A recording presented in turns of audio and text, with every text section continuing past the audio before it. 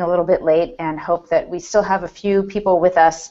The great thing is that this conversation is also circulated via social media after the fact. So if we don't have you right now on this wonderful gray day near the holidays, we'll get you in the days to come. So I'm Kim Simon from New Profit. New Profit is a venture philanthropy fund that collaborates with great social entrepreneurs, researchers, philanthropists, policy leaders to find solutions that create greater opportunity in areas of America's greatest social challenges. The Opportunity Redefined series came out of a dialogue from New Profit's annual gathering of leaders convening this past March, where we tried to lift up really compelling solutions from people who are working in areas that affect fundamental levers of opportunity. We have today a conversation with a couple of people working in the area of behavioral science, and they're transforming the way that we understand big social challenges and finding ways to put innovations in science together with innovations in learning. We believe that this has enormous potential implications for so much of the work that people in New Profit's community do, well beyond researchers and into people figuring out widespread practice to drive change in education, early childhood, and really across an entire spectrum of human development. So we have two panelists today with us. We want to say before we introduce them and let them get going that you can share questions either on the side of the Google Hangout page, if you have that open, or by tweeting us at #OpportunityRedefined. So with that, I want to quickly welcome our two panelists for today. Sheila Walker from Johns Hopkins University, where she is focused on the intersection of biology and social behavior, and Marc Brackett from the Yale Center for Emotional Intelligence, whose work focuses on strengthening social emotional intelligence for students. So I'd like to start out by getting each of them to say, over about a minute and a half or 2 minutes, just a basic intro to who they are and their work. And first, I want to say again, thanks to both of you, Sheila and Marc, for joining us and for hanging in as we resolved our technical difficulties. So Marc, why don't you take it away, and then we'll hear from Sheila. Sure. So hi everyone, my name is Marc Brackett, and my day job is I'm the director of the Center for Emotional Intelligence here at Yale. And our work really focuses on two areas. The first has to do with research. So we study emotions and emotional intelligence and why those skills matter for important things in life like attention, memory and learning, decision making, relationships, mental health, and what we might call everyday effectiveness. And then the second thing we do is develop innovative approaches to teaching emotional intelligence to preschoolers to CEOs. So we have a program we call Ruler that is in around 1,000 schools across the nation, and we hope that it will be in around 5,000 schools over the next 5 years that teaches these skills to students, educators, and their families. Thank you. And Sheila, can you give us a quick intro to your work? Absolutely, and thanks for having me here today. It's a pleasure. I'm a behavioral geneticist. My work focuses at the intersection between biology and behavior, as Kim said. We've come a long way since the nature versus nurture debate. This is what my space is all about. We know it's nature via nurture, and I'll talk about that a little bit later. My current work focuses on the biology of stress, and stress is a necessary and important factor in life. It motivates us to perform at our highest level, but chronic stress and unremitting stress, particularly as related to children who are living in poverty, is what I focus on, because chronic stress can become toxic, affecting the brain and the immune system, and hence all of the features that are important for a child to be able to learn effectively in a classroom. So my work focuses on stress, the effects of stress, and also solutions to stress. So I'm going to direct the first follow-up question to you, Sheila, just picking up where you left off. What are we learning about what happens when people experience stress and what the implications are for how we think about classrooms, education, and the kinds of things that teachers need to know and do? So that's a great question. We're learning a lot. We're learning a lot about what happens under the skin.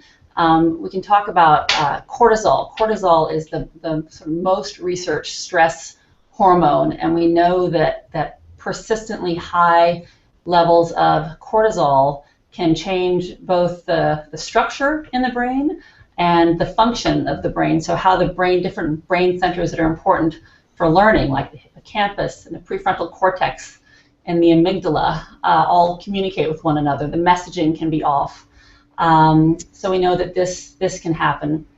We also know that because cortisol has an inflammatory effect throughout the body, these persistently high levels of inflammation can predispose a child to higher rates of illness, of mental and physical illness. The mental health piece is a huge one here.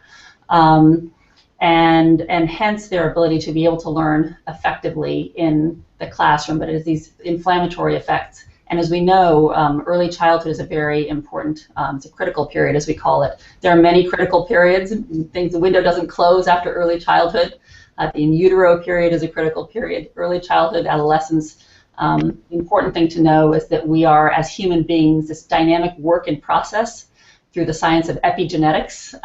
If DNA or our genes are our hardware, epigenetics is the software, and we are undergoing this 24/7 software updating process that shifts things. So our biology changes based on our environments, and positive context and environmental inputs and relationships help shape positive outcomes for children. So where are we in the state of play in terms of being able to translate what you're learning into meaningful implications for teachers? I know that we're in the early days, but what is happening in that regard, and what are you excited about in the next years ahead? So as we're learning about the biology of stress, we know that relationships are key. Safe, supportive, nurturing adult relationships. They can help transform stress that is toxic, that can become problematic under the skin, to tolerable, which is manageable type of stress. Adults can buffer the stress that a child experiences and mitigate some of these effects that are problematic in terms of the learning cycle. So in terms of where we are, there's a big awareness gap in the educational community about the educationally relevant biology and what happens under conditions of chronic stress. And by the way, stress it's applicable to all demographics. As we look at high poverty, that is sort of the definition of chronic stress, with food insecurity, economic insecurity, higher rates of mental illness and emotional and abuse for children. But as we look at the higher end of the socioeconomic range, we see in schools very high competition, a lot of pressure, and we see outcomes at the higher end of the economic range in terms of higher mood disorders and higher rates of suicide and so forth. So teachers across the board could understand more and have a higher awareness about the effects of chronic stress to enable a teacher to be able to look at a child and have a different level of insight into what's happening with them, and be able to ask the question, what happened to you, rather than characterize a child in a certain box as what's wrong with you, and hence help the child along and really wrap their arms around a teachable moment in a very different way. Thank you. Let's actually transition to Marc for a minute. Marc, can you talk a little bit about your work, and in particular about the collaborations that you're experiencing these days to try to take some related ideas and explore them in practice? Sure, so I'll just continue along the lines that Sheila was on, which we did a large study this year in collaboration with Born This Way Foundation, which was founded by Lady Gaga and her mom. And we surveyed tens of thousands of high schoolers in this particular study and asked them questions that our research tries to answer. And one was, how do you feel as a student each day in your school? And what we found was something that was not very pleasant. What we found was that among 22,000 students in high school, of all the emotions they were able to describe they were experiencing, 75% of them were negative. And when they articulated them very specifically, the top three were tired, bored, and stressed. And so that's a concern for us, obviously, if our nation's youth are saying they're feeling tired, bored, and stressed at the same time. And so, thinking along the way the brain is operating, right? They're coming to school tired, so they're like, can't keep their eyes open, right? They're bored because what they feel is that what they're learning is not relevant to their lives. and they're stressed because, like, what am I going to do with my life? Or for a variety of other reasons, but that's all happening simultaneously. And in response to that, we also asked them, well, how do you hope to feel? And we asked them to write it in their own words. And what they wrote was happy, energized, excited, inspired, valued, appreciated, supported, connected, balanced, all these interesting concepts that obviously make learning more fun and interesting, that make the chemicals in their brains that get released, the different ones, not the cortisol ones.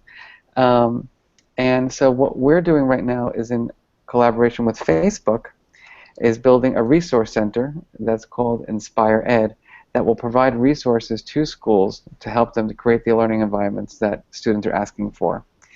And what's interesting about this collaboration with Facebook is that we are using the high school students themselves to be the creators of the content, because I'm a 46-year-old psychologist, right? What do I know about what a 16-year-old wants to do in a classroom to feel more inspired?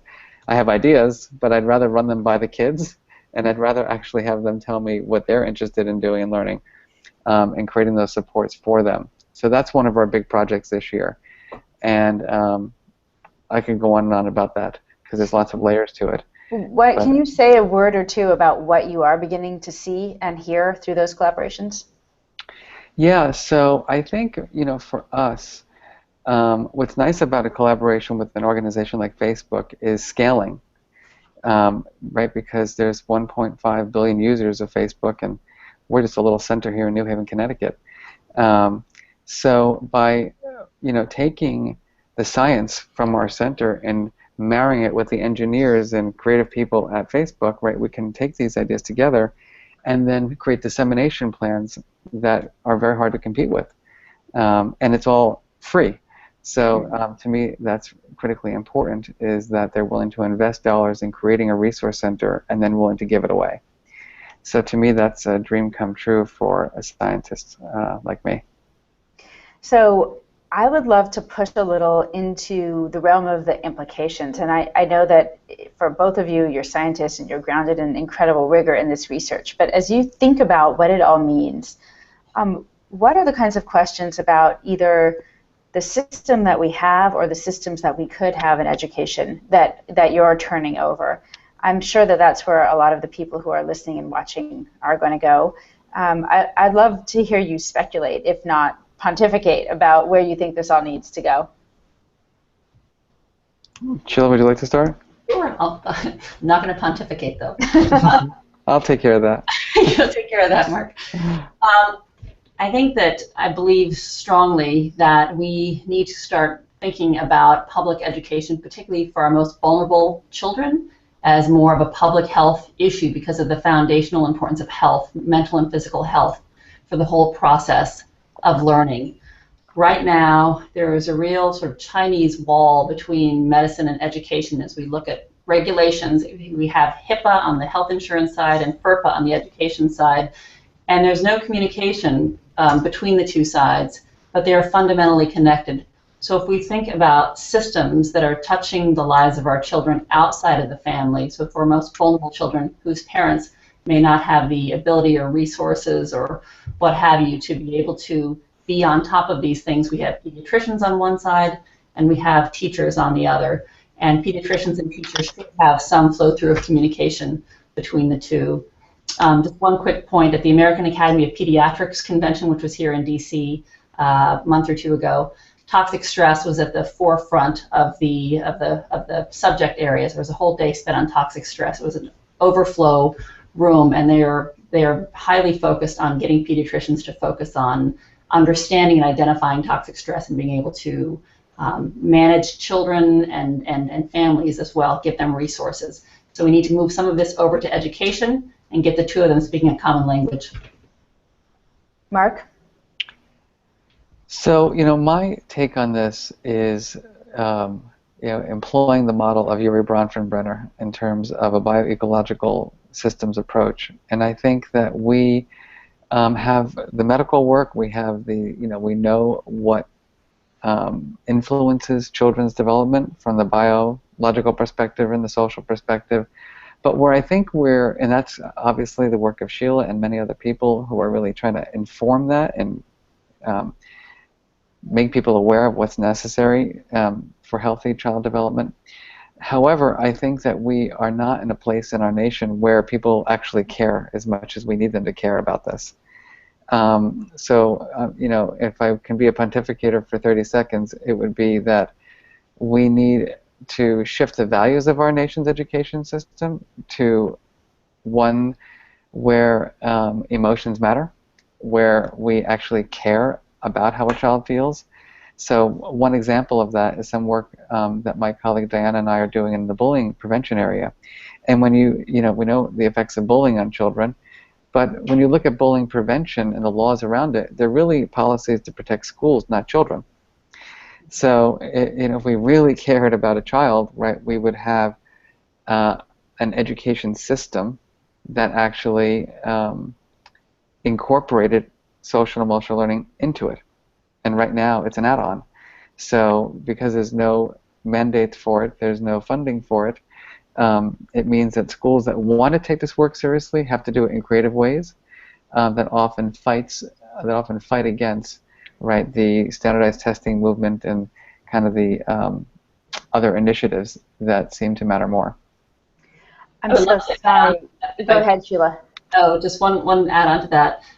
If we think about the brain and how the brain is cross-wired, it's not like emotions are happening in one place and executive functions happening in a different place. The brain is cross-wired in a way that emotions are fundamental to the learning process. And if we think about having school environments that are not boring or stressful or fatiguing, we want them to be inspiring. We want learning to be intrinsically motivated, and for a child to have this love of learning that stays with them in a dynamic way throughout the lifespan. And in that way, emotions are fundamentally connected with the learning process, and we need to bring around more recognition about that. I'm so sorry. Sorry. Let me just quickly say that I think people had noted perhaps that Ellen Galinsky was scheduled to be part of this hangout too, and we had technical difficulties and couldn't bring her in. I hope we can include her in the future because this conversation is making me think so much of some of the insights she shared with me about the need to build capacity in adults for them to understand it and then help to build it in kids. And that isn't just parents, that's teachers, that's people who are designing systems and so forth. So sidebar, thanks to Ellen's insight, and we'll try to bring her in another time. Can you, Marc, go ahead and say what you're going to say, and then also I'd love to hear you say what would be the one or two top challenges that you're experiencing in taking this work to a larger scale? I think it's along the lines of our conversation right now. The challenge is that, superintendents in school are so focused on getting their test scores up, and they're so focused on, the achievement gap, that they're failing to recognize often that unless children feel connected to an adult in their school and to other children, unless they feel safe and valued and appreciated, and even loved is what we're hearing kids are wanting to feel, they're not going to be able to perform at their best. And the work that we've done, over the last 20 years, incorporating social emotional learning into schools has really, we've had this bumpy road, where we started off because I was a kid who was unhealthy and anxious and depressed and had bullying problems. I went in this field to heal myself, so I wrote a curriculum for middle schoolers because that's where I suffer the most. But then when I got old enough to implement it, I realized that, my goodness, people are not really comfortable with the material. So I wanted teachers to talk about alienation and depression and anxiety, and there were a lot of phobia around even starting a conversation. So then we decided, okay, we need to get the educators who are involved in their lives to be comfortable with this material. So we developed curriculum and training for the educators.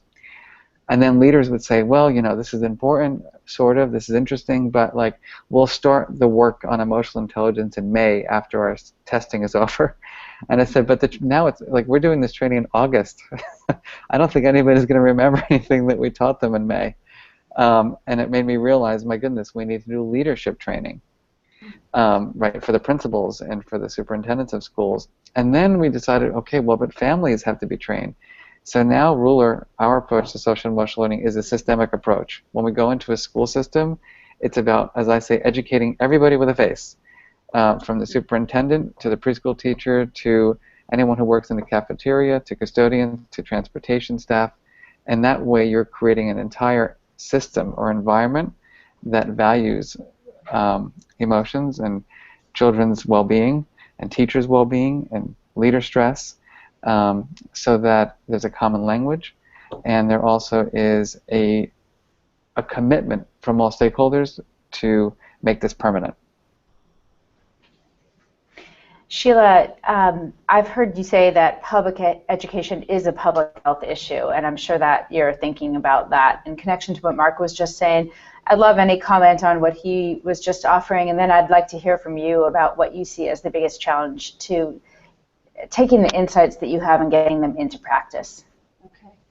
I love what Marc just said. It's absolutely right. Educating everyone with a face. I've never heard that exactly expressed that way, but it works. Talking about the dynamic systems nature of the environment that children are in and the things that affect them, and there's a tremendous amount of siloing that goes on. And as Marc was saying, that awareness, speaking a language that people can understand, it's the same language, the common language thing is a big deal, and articulating the important points so that everyone is on the same page. So there's a huge awareness building piece that goes with all of this. I would say in terms of the biggest challenges, they're what I just talked about. I think Department of Education and Health and Human Services could work more closely together to begin to create some permeability between the two sides, between HIPAA and FERPA, so that children can be in a better position to have the adults that interact with them in education and medicine fully aware of what's going on, because the picture may look different in the pediatrician's office and the school. The parents are an important piece in this whole process as well. If Ellen were here, I'm sure she'd be talking about some of the wonderfully effective parenting programs that have been going on. You can't just think about a child in the school. You have to think about their family as well. So it's a much larger issue. But the piece of it that I'm really tackling is the intersection between medicine and education. And I think that there's a lot of low-hanging fruit there and a lot of work to do. What do you think the critical next step is? The critical next step, as far as this, I think it is raising awareness, not only with teachers. So I believe that in the short term, teachers need professional development and what this, about the biology of adversity, what it looks like, the importance of relationships, the impact that they have on their students. I think there's a very important piece too on teacher stress, because teachers are human beings as well and have a certain amount of bandwidth. So we're really talking about these dynamic systems, and emotions are contagious. So we need to build awareness about how to create calm, positive learning environments. So that's one big piece. Ultimately, I'd like to see some more of the kind of user-friendly, education-relevant biology in teacher training at a university and grad school level. But I think short-term PD, professional development, is the way to go. Longer term, I do believe that it's something at the national level where there's more partnership and openness to communication between Department of Health and Human Services and education. And Marc, how would you build on Sheila's list or challenge it? I'm guessing it's more of a build than a challenge. Definitely not a challenge. Definitely a build. I think, going back to what Sheila said and what I said earlier, that, I'm not sure education will change education. It hasn't proven to do so yet. I think that we need to also have, I'm going to call it the real world involved. I would like to see Warren Buffett, and I'd like to see, Bill Gates, and I'd like to see people in the business world talking about these skills as being critically important to not only children's development, but to being effective in the workforce. As a university professor, right, what I find is that my college students here, even at a top university, are not prepared emotionally for being in this world, and the stress that the students that I have is mind-blowing. in terms of their fears about their future, the competition they're experiencing. They were valedictorian, but now they're among 3,000 other valedictorians. And the fears they have, I mean, it's endless what's going on for them. And these are kids who went to some of the top schools in our nation. So what I'm hoping for is, a lot of messaging work, that's going to help. Maybe if the business world says we need this, we want this, then the education world will start listening and take it seriously. Kind of what happened with the Common Core state standards, right? People don't have the skills they need to do these jobs. Okay, well now we need stronger curricular, and standards for reading and writing and arithmetic. I'm still waiting for that piece on social and emotional learning to become permanent. I think that you are probably both tracking what happened with the Every Student Succeeds Act, and it seems like there's a bit of an opening there compared to what we've seen before. Any thoughts on that act? I know it's kind of new and we haven't yet fully explored the implications, but I'm curious if you all have been tracking it.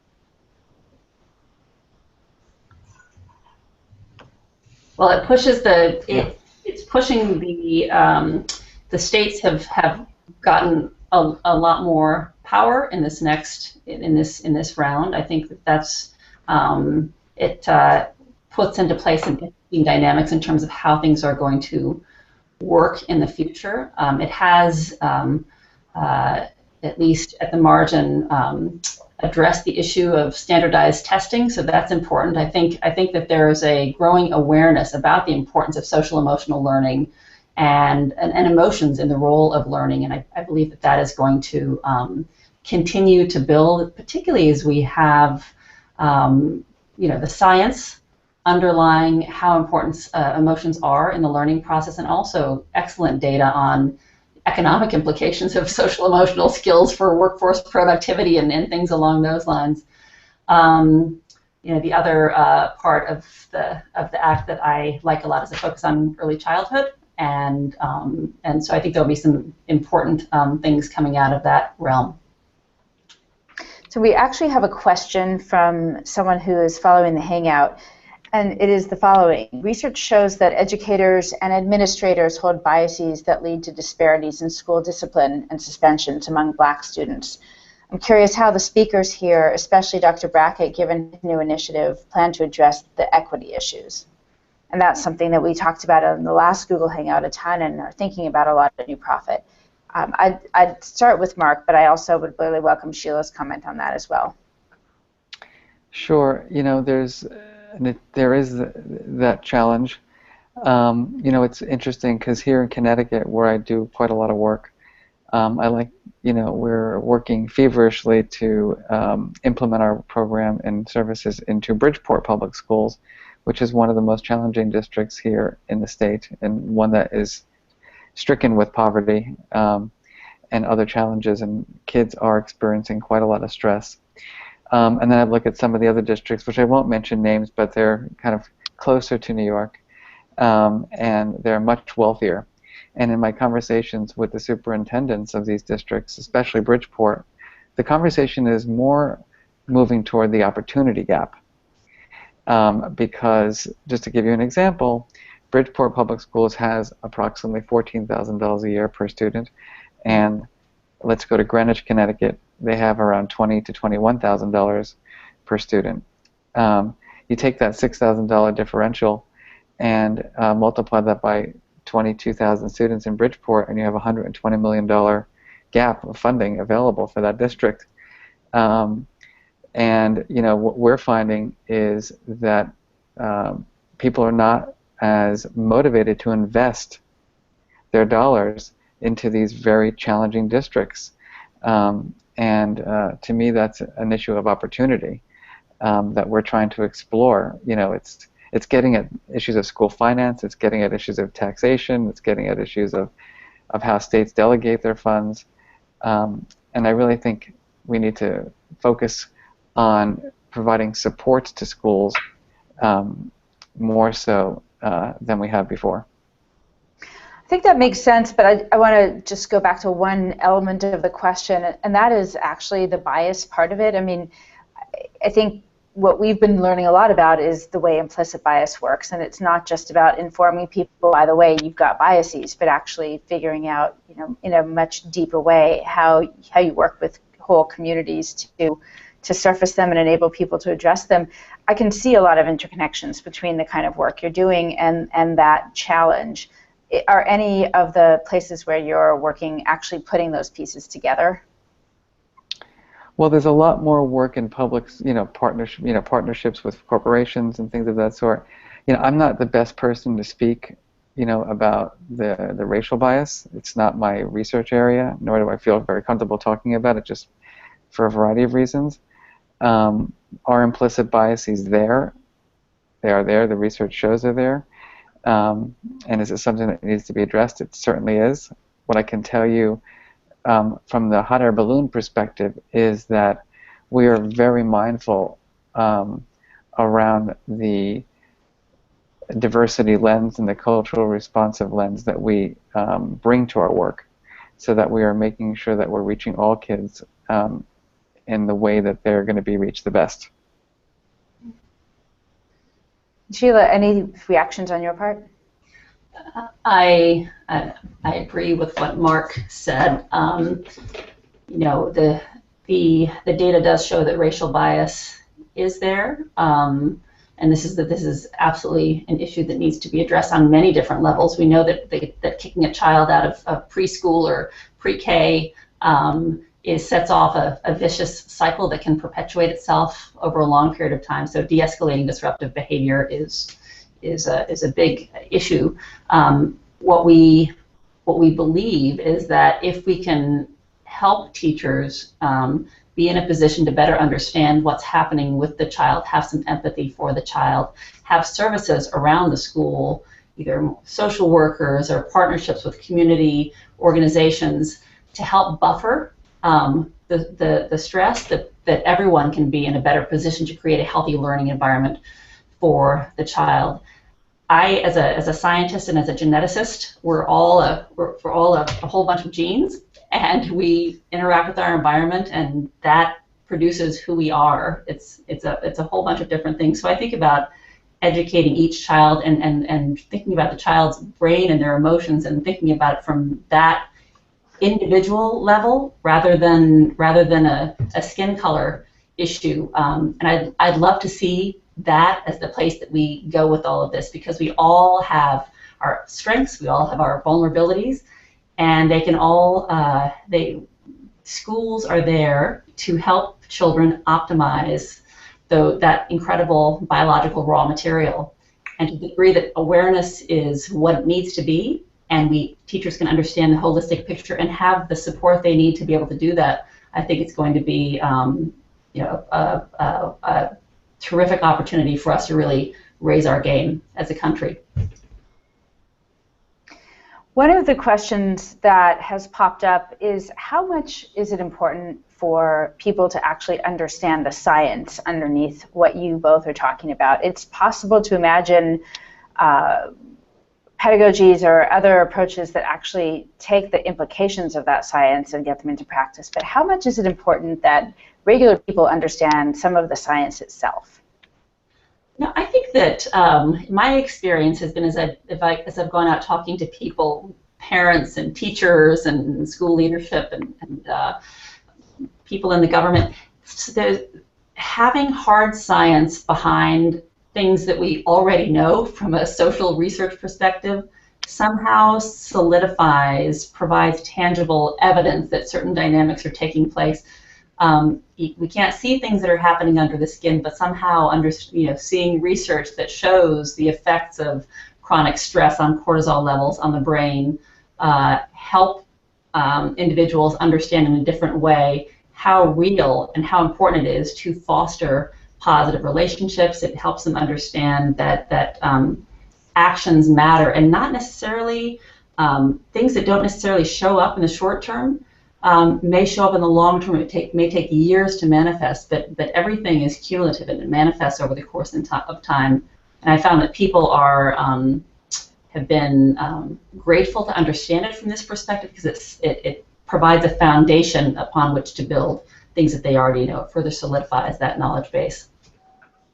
Marc? I would say one of the selling points of our work for superintendents is the science. So, because if people don't really understand the role of emotions in attentional capacity, in learning, the role of emotions in judgment and decision making, or in our physical and mental health, right, they're not going to take it as seriously. And in many ways, I'm at a point in my career where I'm almost comfortable saying, like, you were going to hurt children. You are deliberately denying them, right, a learning environment that's going to help them achieve by not taking this seriously. So if we know, like Sheila is mentioning, that if you are in this environment that is where you're experiencing chronic stress, and you are, and that is what your school feels like and looks like every day, and you're a superintendent or a principal of a school in that kind of environment, and you're not deliberately doing something to help children have better quality relationships and to create more positive interactions, then you are, by definition, hurting children.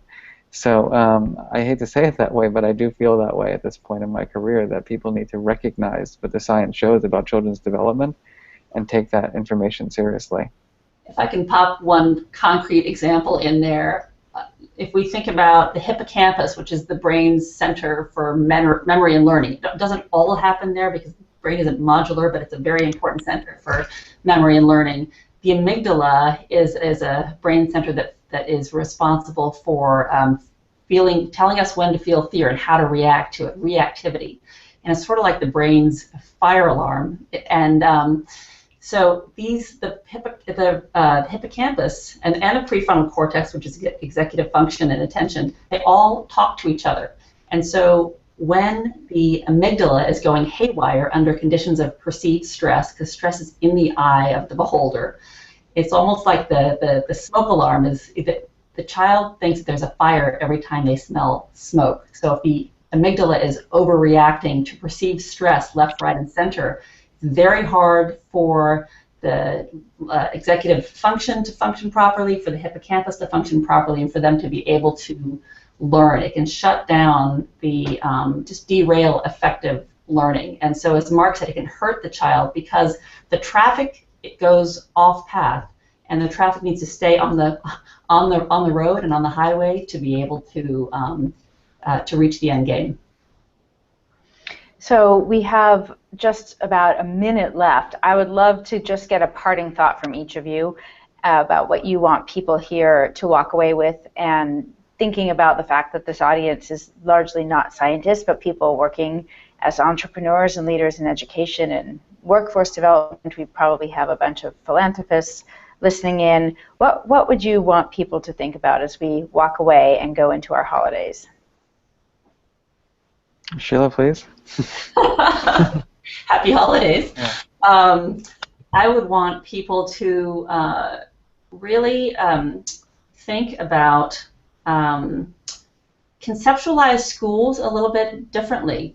Think about schools as dynamic systems. Try to conceptualize not the curriculum and the classroom and the individuals, but think of it as a whole dynamic system. And if we can think about that and about bringing everyone together with a common language, engage the community in an important and meaningful way, I think we have a tremendous opportunity to change the way we educate our children. And I couldn't agree more, and I'll just use our own research as an example, right? What I shared with you was that the 22,000 kids from public and private schools and charter schools around the nation are telling us they're feeling tired, bored, and stressed, but they want to feel inspired and valued and appreciated and excited, and we need, as a nation, to work together to close that gap. So I would want everyone to get on board and help us figure out the best possible ways to close that gap. So Marc, Brackett, Sheila Walker, everyone on the Google Hangout, thank you so much, and wishing you all a very happy, healthy 2016. This conversation, Opportunity Redefined, will continue at #OpportunityRedefined, and we'll be posting on the New Profit blog and so forth. So thank you both again. Bye-bye. Thank you. Bye-bye.